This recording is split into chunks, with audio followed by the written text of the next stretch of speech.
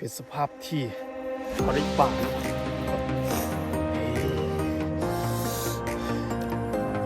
ที่สวยงามที่สุดสบายดีทุกคนมื้อนี้มาพบกับช่องออเป็กอีกแล้วเนาะตอนนี้ก็เราจะพาทุกคน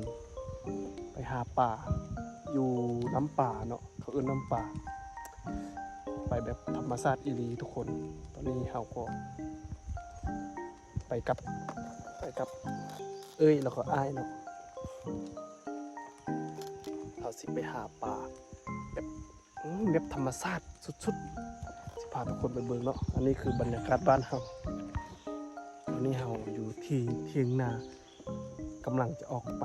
หากินนะเนี่ยตอนร้อนๆแบบนี้นะตอนนี้ก็ประมาณ12 โมงจะออกไปล่าป่าใหญ่มาเบิ่งกันเลยมื้อนี้อากาศดีที่สุดทุกคนอันนี้จะเป็นโขน้ำป่าเขาเรียกมาสุดๆไปเลยพี่น้องตอนนี้ก็กำลังรอท่าอ้ายเนาะมาแล้วสุดๆไปเลยพี่น้อง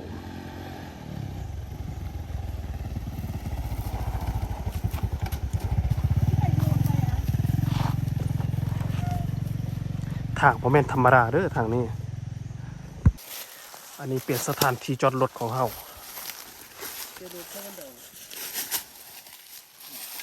ถุ่มไปนั้นไปต่างไป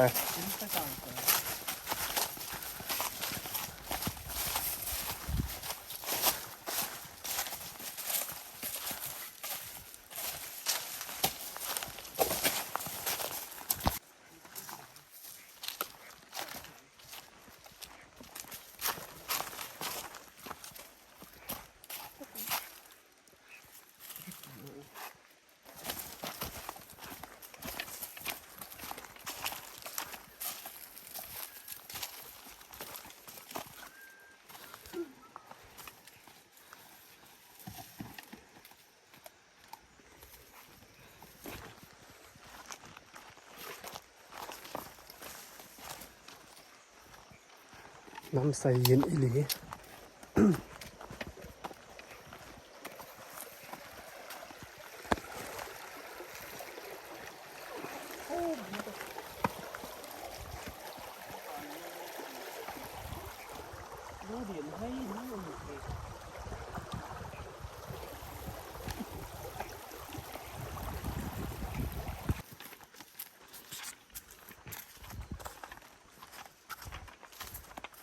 เป็นบรรยากาศที่เรากำลังเดินหน้า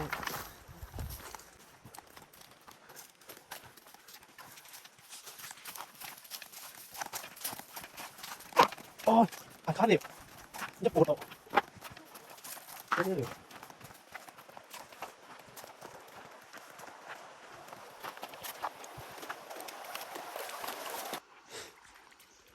เบิ่งทุกคนว่าสิได้หรือบ่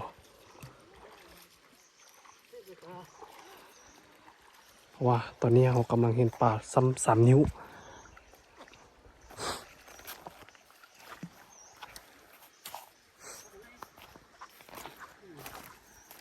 ไปดิงั้นนี่นะงั้นนี่ได้ดิเข้าไปนี่เริ่มไปเลยนะ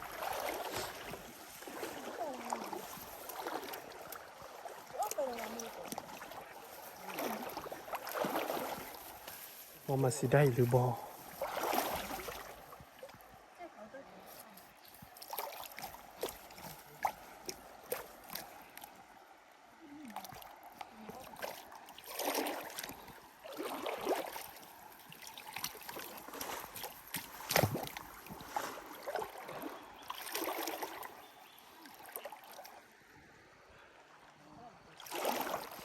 แล้ว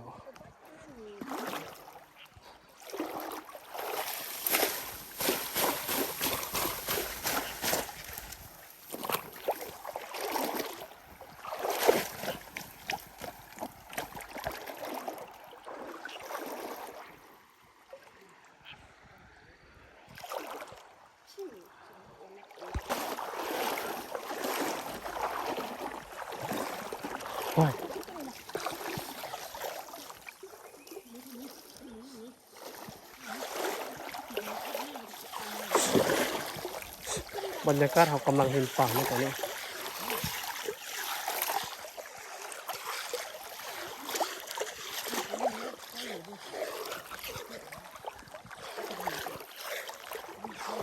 มันสิได้เถอะบ่โอ้เอาเลยเอาอีกเอาอีกโอเคเล่นได้ด้วยความรักที่ไหน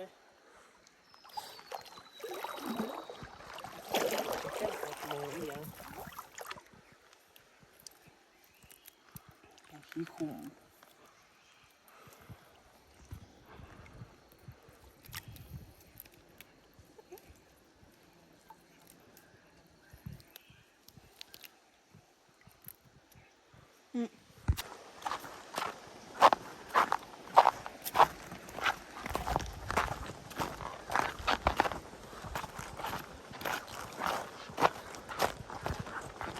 โอ้ทะเลทราย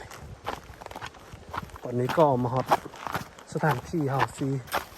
ใส่หมองแล้วทุกคนเฮ้ยสงสัยสัตว์ไง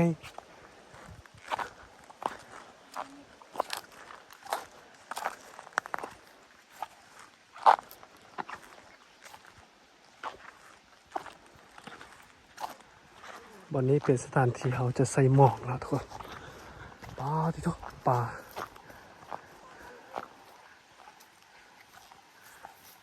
น้ำใสอีหลี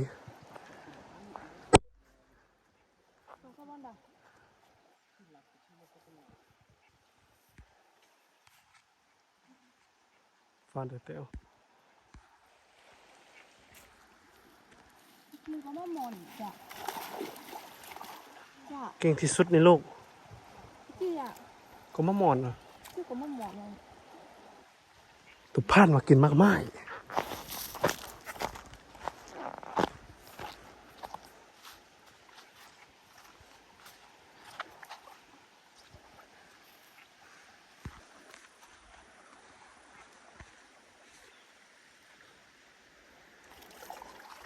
เป็นสภาพที่เขากำลัง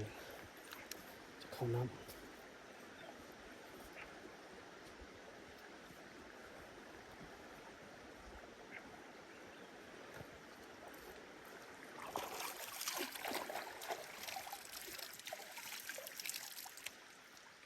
โอเค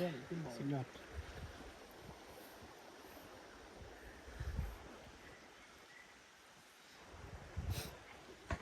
ไอ้ยุยชี้ขึ้นมา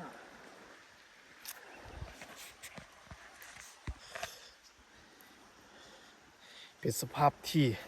เขาได้ป่าเนาะทุกคนเฮ้ย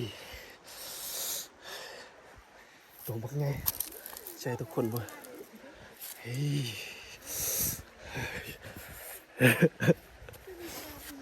เฮ้ยทุกคนสภาพปอนเขาได้ป่าปลาคนไงอันนี้เนาะเฮ้ยปลาคนไง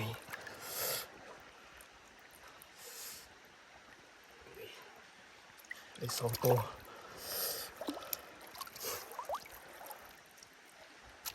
ไปเบิ่งผลงานต่อไปเนาะว่าจะเป็นยังไงว่าสิได้หลายสำใดเนาะก็เอาได้ประมาณนี้แหละป่าเก็บใส่ถุงก้อนรู้สึกว่าอากาศหนาวๆหน่อยหนึงเป็นอากาศหนาวๆเนาะเขาสิได้เอาไปเสี่ยงน้ำก่อนยันมันเหม็น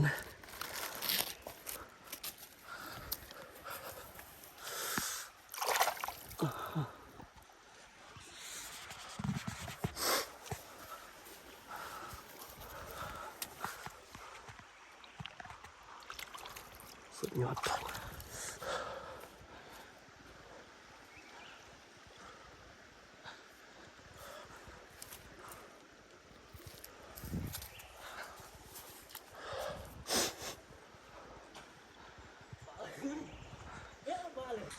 อนนี้ก็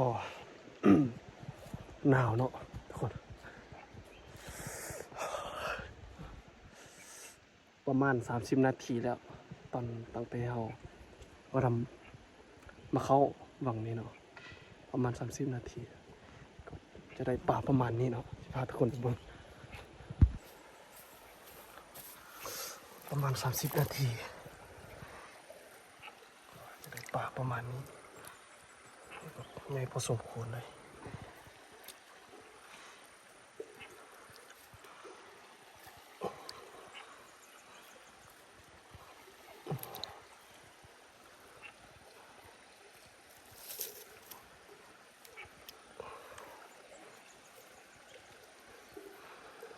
ตัวไรก็ประมาณสำนี้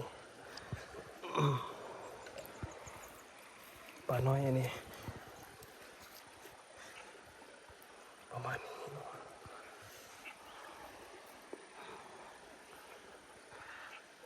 ว่าไปว่าสิได้สำเร็จอีกนะทุกคน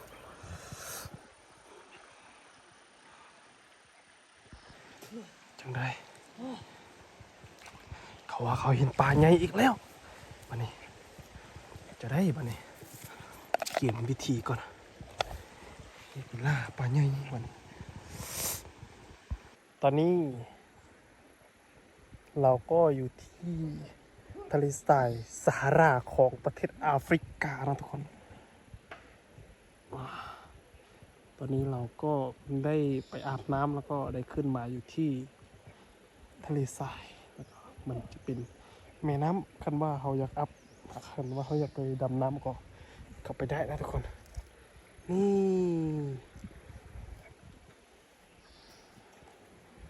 นี่เนาะแล้วก็จะมาเพราะว่าตอนน้ำหนาวเขาก็ขึ้นมาอยู่ที่ขี้ทรายเนาะแล้วก็มาเกิดขี้ทรายแล้วก็คันว่าเขาห้อนขึ้นมายามใดเขาก็ไปยิงตัวปลาได้เนาะมันเป็นทะเลทรายแบบเหมือนของคนแอฟริกาแต่ว่ามันบ่มีคนเนาะสิได้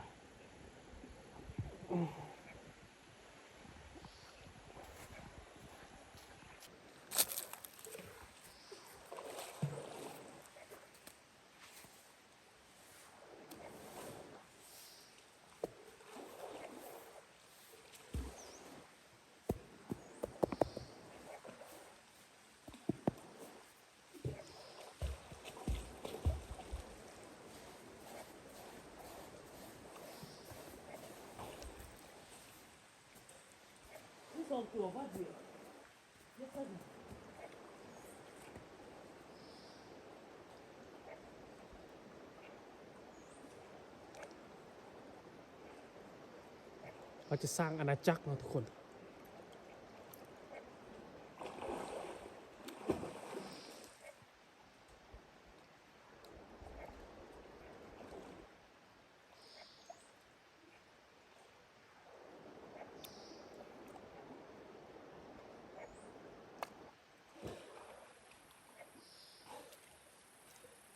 ได้สี่ตัวแล้วเด้ยัดบองเซอร์ ขาทิมไหม เข้าบางเลย เราจะสร้างอาณาจักรเนาะทุกคน ตอนนี้เราก็กำลังจะสร้างขึ้นสูงประมาณ50 เซนติเมตร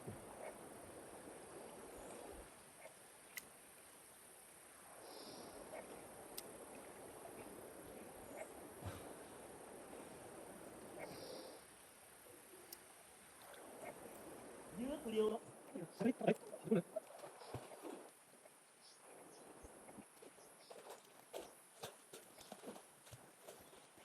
อันนี้คืออาณาจักรแรงท่องเที่ยวอันยิ่งใหญ่ของประเทศแอฟริกา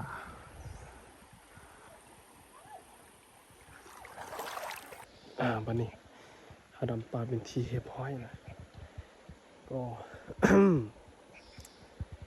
เอาสิมาเลยน้ำกันว่าสิได้สำใดเอาบันนี้เลยน้ำกันว่าสิได้เท่าไรว้าโถ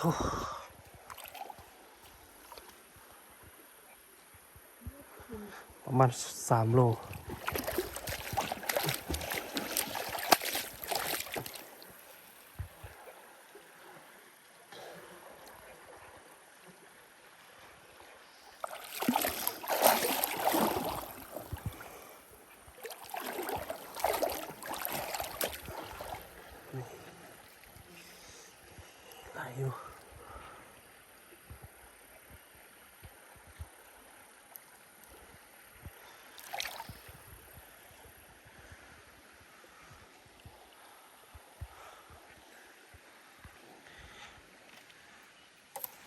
กำลังสิแตงกินดังไฟขึ้นแล้วมันนี่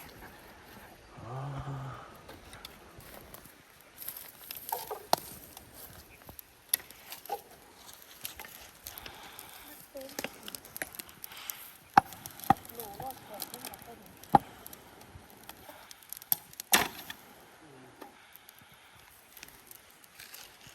ว่าสิกินซ้ำใดเนาะ อันนี้จะเป็นอึดเกลือที่เขาเอาใหม่เตะทิ้งหน้าพุ่น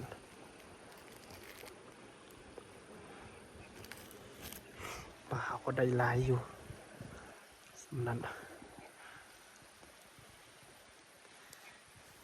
ว่าสิปิ้งสำใดว่าสิงามสำใดทุกคน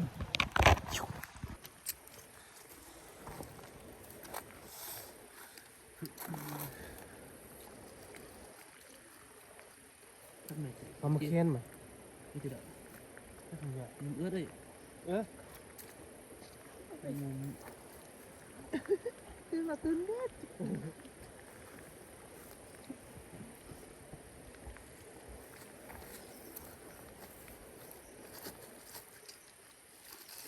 รู้เหรอเบื่อนขัดเอื้อแค่นั้นไม่ใช่ก่อน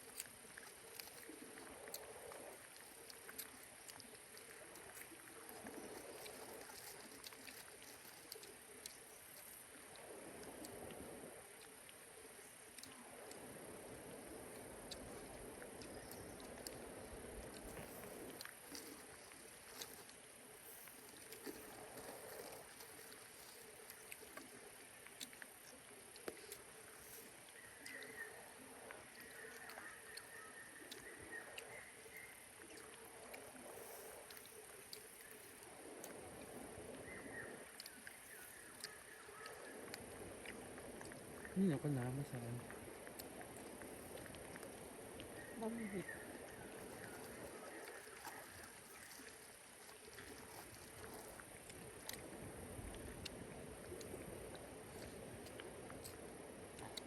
วันใดก็โทร บะหมี่ คืออันนี้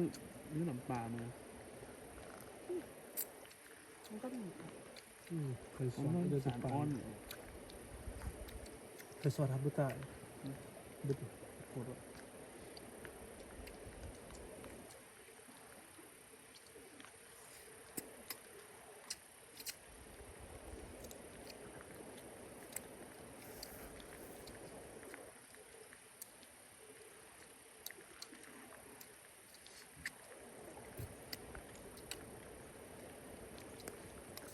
หอย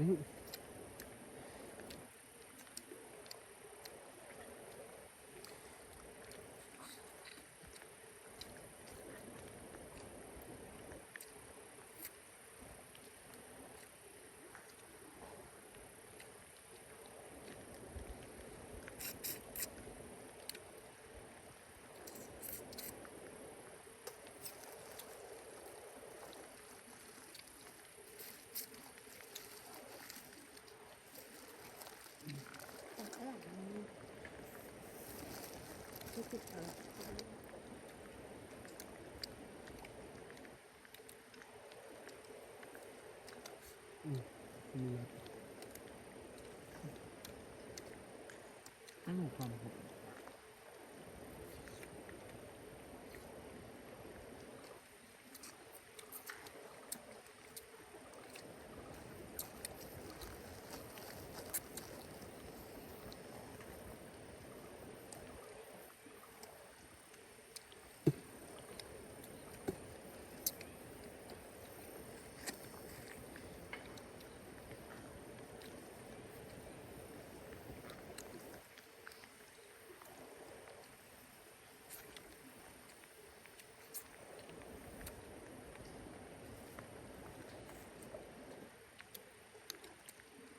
ตอนนี้เขาก็กินเป็นที่เรียบร้อยแล้ว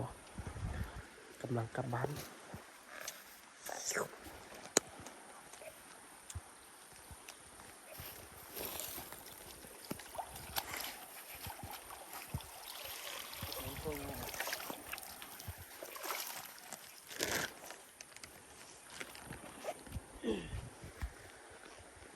ต้คนละ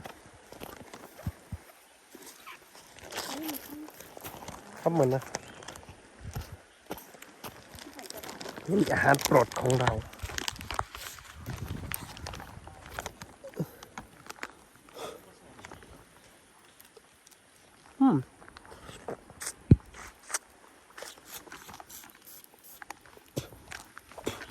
ยังมีขี่ปลานะลุงพออ่า